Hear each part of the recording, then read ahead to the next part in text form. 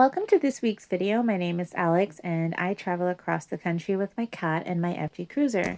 Last week I shared how I tried my best to finally get rid of the brown in the RV by doing some painting, but it didn't turn out the way I wanted it to. This week we're taking a break from renovations and Shadow and I have packed up the camper and we're heading to Meeteetse, Wyoming to spend an entire week on a beautiful ranch.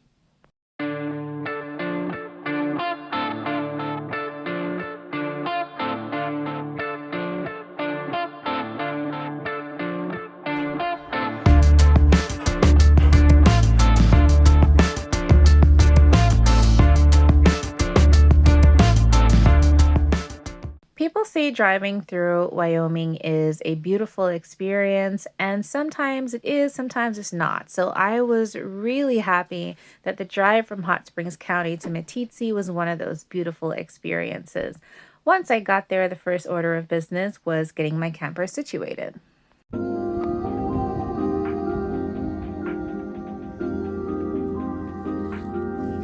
The ranch that I stayed on was absolutely beautiful. I am so grateful that the ranchers let me stay there.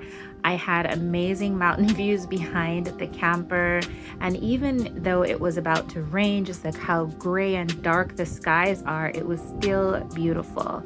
So here I was trying to level the trailer, but once I got inside and took a look, I could see that I wasn't level from left to right. So I had to go back, let the camper down, and back it onto my go treads, which is what I usually use to level my RVs, and then I chalk the wheels and start to level from back to front.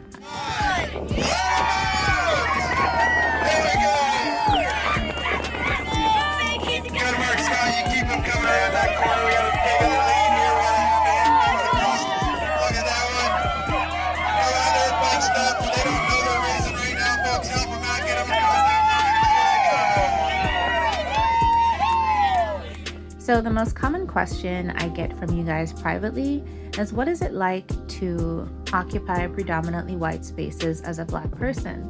This was definitely one of those instances where the question came to mind. I want to make it clear that no one was aggressive, no one was hostile, no one said or did anything that was blatantly disrespectful or racist. It was just, I felt like I made them uneasy just by existing, and that made me uneasy. People didn't meet my eyes. If I got up to throw my trash away, they kind of like skedaddled out of my way.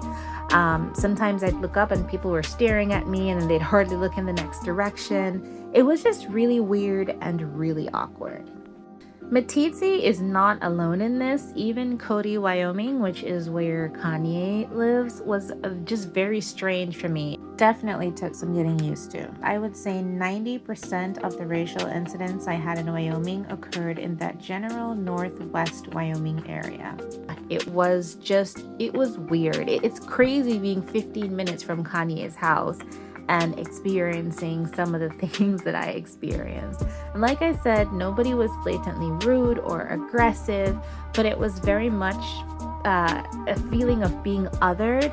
And there's some days when that's not a big deal, but when it's like almost every time that you leave the house, it just starts to kind of wear away at you. Like, I'm just a human being trying to enjoy life on the road, and it's hard to do that when people treat you a certain way.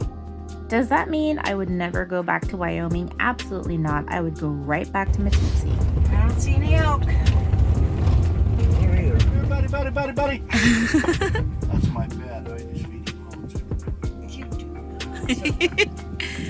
I've never seen one like that. You see the elk? The dark spot. I've spoken to a lot of people of color who feel hesitant about visiting Wyoming because they know there's a high likelihood of things getting racially awkward. But 90% of these people live in the South, where blatant and aggressive racism is almost celebrated. That is not the case in Wyoming, at least not from my personal experience. It definitely gets weird and awkward sometimes, but people here are not out to get you.